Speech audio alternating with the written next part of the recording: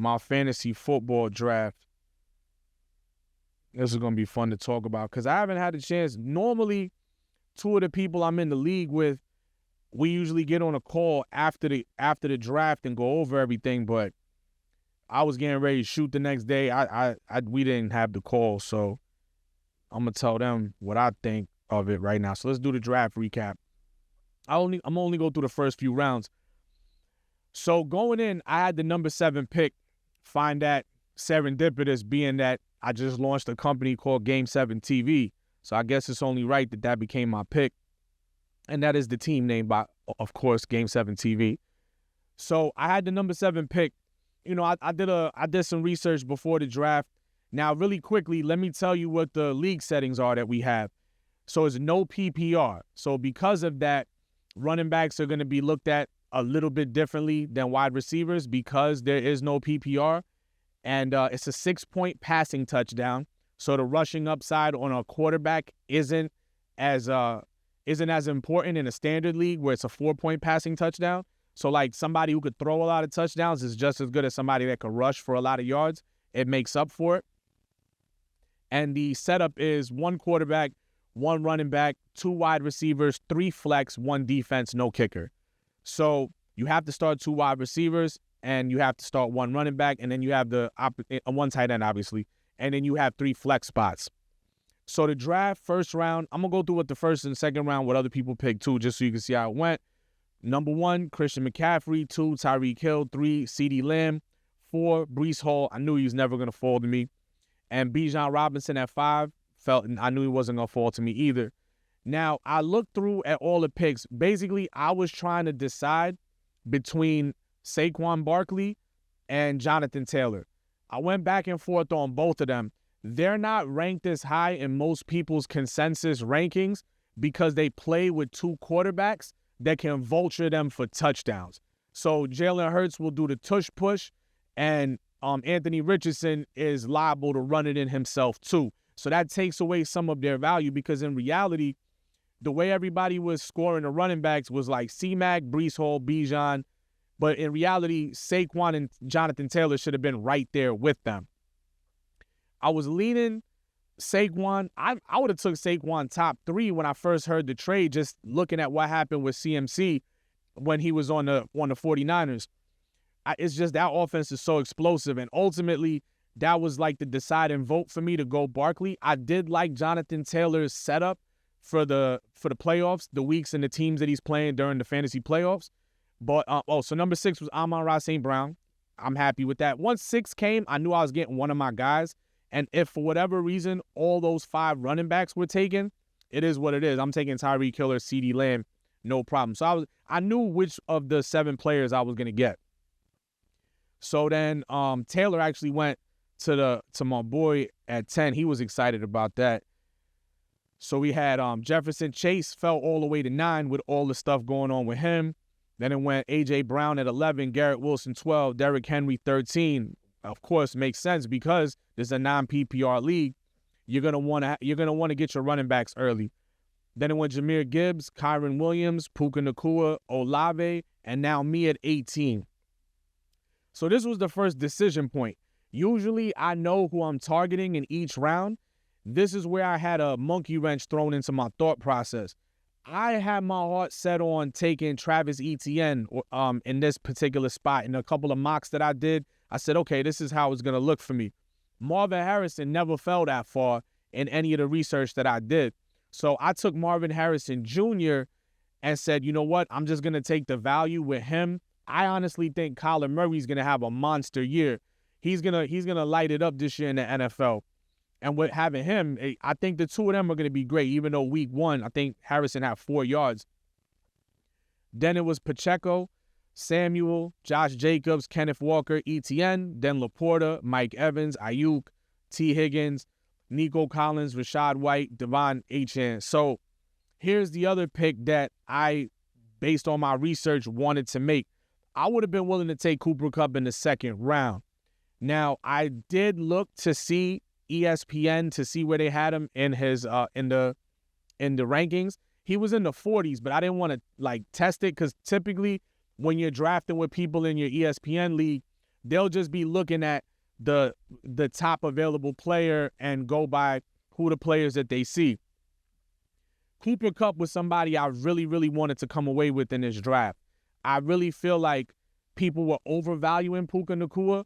He had a great all-time rookie season, but Cooper Kupp was banged up last year. I'm not saying we're going to get triple crown Cooper Kupp from 2-3 years back, but you're telling me he's not going to get 1,300 yards and 10 touchdowns or something along those lines when the type of connection he has with Matthew Stafford, who's healthy this year? I think he's going to have a monster year, and this was before Puka got hurt. So Cooper Kupp was somebody I was targeting. I was even thinking of whether to take him in the second round and then go for like Kelsey in the third, who I think is going to have a big year now that they've opened up the offense. He's going to have more room to maneuver. And even thought about if I decide to go with a quarterback early, I would try to get Mahomes in the third. Mahomes is the quarterback I would target in a 6-point passing touchdown league. I'd take him over Josh Allen, and I'd take him over Hurts and Lamar and all those guys because, remember, I think Mahomes throws 40 touchdowns this year because of the offense that he has. So that was kind of like my decision-making. So I went with Cooper Kupp in the third round. Ended up working out even better because not only did he look healthy in game one, now Puka Nacua is hurt. So Cooper Kupp is going to kind of really, really start to, like, just kill it. Then it went Kamara, Mixon, London, Kelsey, Waddle, Neighbors. And I wanted to talk about when the first quarterback went. He told me he was going to take a quarterback around here too. So Josh Allen, first quarterback off the board, can't blame him for that, went at number 39. It's a 12-team league. I forgot to say that earlier. And then that starts to run on quarterbacks. Josh Allen, then Lamar Jackson. Now, I'm at 42. I literally have my player queued up. This is my fault. I went back and I looked, and I don't know if I could have ended up making a different decision, but I was ready to get DJ Moore. I think DJ Moore is a spectacular receiver, and I think Caleb Williams is the real deal in Chicago. I think that they have a great connection that you're going to see on the field the rest of this year. So this was the first time I got sniped. And for anybody who doesn't know what that is, sniped is like you have a player you're ready to take, and someone takes him right before you. So that's what happened to me. DJ Moore went right off the board. This was the only pick that it took me more than that I actually used my full minute to make a pick. Normally, as soon as it's my turn, I already have my player. It's clicked. I take pride in making my picks quickly. So I started looking around. This is where I had to kind of think on the fly.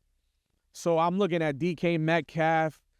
I'm looking at Devontae Adams. I'm like, I need a running back. I know I could get more receivers late, like Keon Coleman or Brian Thomas, the rookies from Buffalo and from Jacksonville. I could try and get Hollywood Brown later. Like, there was a lot of receivers I would have been happy with late in the draft.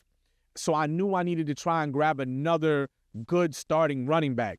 So the running back I would have taken in this situation is Aaron Jones. But then I looked at the rest of the draft board. I really thought I could get Aaron Jones in the next round. And if I could get Aaron Jones in the next round, if I can get Aaron Jones in the next round, I thought, where can I get value in this particular pick? So I said, you know what? Especially after I took Marvin Harrison, I'm like, I'm taking Kyler Murray in like the 7th or 8th round. And worst case, if I can't get him, I'll take like Caleb Williams and Jared Goff. I would have been happy to go to war with Jared Goff as my quarterback this year and just rack up on talent. But I just couldn't find somebody that I wanted. And I really feel like there's going to be a lot of games where Patrick Mahomes is just going to be an obvious advantage. So I took Patrick Mahomes there. Can't ever go wrong with having Mahomes on your team. I guess that goes against, but by the time they got to play each other in the AFC Championship, this will be over, so I could root for the Jets, no problem. Even though I am rooting for him to get a 3-peat too. It's very interesting. So then it goes Jalen Hurts, C.J. Stroud comes off the board, Jordan Love. And then I got Aaron Jones in my 5th round pick. Now, if I had taken ETN in the 2nd round and I didn't have Marvin Harrison, I don't know why I keep calling him that. If I didn't have Marvin Harrison Jr., I would have gone with Rashee Rice right here or like an Amari Cooper. Like, these are guys that you can get in the 5th or 6th round. It's crazy. George Pickens goes a little later. So that's why I really wanted to try and get that last like running back added to my team in addition to Saquon, who I think is going to obviously be a great running back this year. So I took Aaron Jones. I was hoping Rashee Rice would fall. Nah, he went right away after that. And then in the next round, this is the second time I got sniped. I still think Josh Allen is one of the best quarterbacks in the league. If I had to rank them, it's between him and Burrow for me at number 2. I got Lamar right after them just because I feel like those two guys are more accurate when they need to be. And I think that's what wins in the playoffs, even though Lamar could just win a game by himself at any point. But those the top, and I think C.J. Stroud's on the outside of that looking in. So I was ready to take Dalton Kincaid. And Dalton Kincaid went to pick right before. But I was able to pivot pretty easily and get George Kittle because I wanted to try and get a relatively elite tight end. And then look at this. Terry McLaurin goes after that. Zay Flowers. There's a lot of wide receiver depth this year that you can really just stack up on wide receivers late. So then the next round 7 pick, I got Xavier Worthy. I was excited to get him. To me, he was more of a kind of stash and wait and see type of receiver. I knew that somebody would probably try to take him early. And this is one thing I'll tell people. Don't always try to go by ADPs or things like that. If there's a person that you want, just take them, right? I wanted Saquon in the first round. I just took Saquon in the first round. I didn't I'm not getting him at the end of the first. I don't want him. Nah, I just took him because I think that's the guy that I want. So I got Xavier Worthy, got that stack potential with Mahomes later on. Then the next pick I got Keon Coleman, one of those late picks that I was looking to get. Round 9 was Chris Godwin. I got Chris Godwin in the 9th round. Then I decided to try and take a chance because I feel like I have a really strong floor with the way I constructed the team. Like I said, I think Saquon's going to be a top 3 running back this year.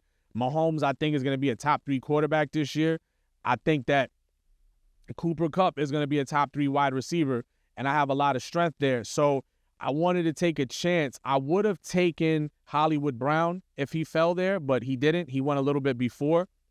So I decided to take Nick Chubb and just stash him. We have one IR spot, so I decided I'm going to stash him in the IR spot. Nick Chubb comes back healthy. It's over. I'm getting a chip in this year. So then the next round, I was like, you know what? Let me take Jerome Ford since he's here. So now I just have the Cleveland running back team. Then I went with Joshua Palmer, again, starting receiver on the Chargers. And then I took Jared Goff as my backup just because I don't want somebody else to get him. Then I got Romeo Doubs. And I took the Bears defense. Typically, I'll try to get a defense a little earlier and try to get one of the elite defenses, but I saw value in other positions and other people beat me to it. So I said, you know what, I'm just going to have to stream defense this year, which is not normally something I want to do, but kind of just went in there. But that was basically everything with my actual draft. I won week 1, but that doesn't mean anything. Hopefully my team stays healthy and I end up bringing it home. So that was the fantasy football draft. Now let's talk about the last topic for the day. They announced that, or he announced it himself,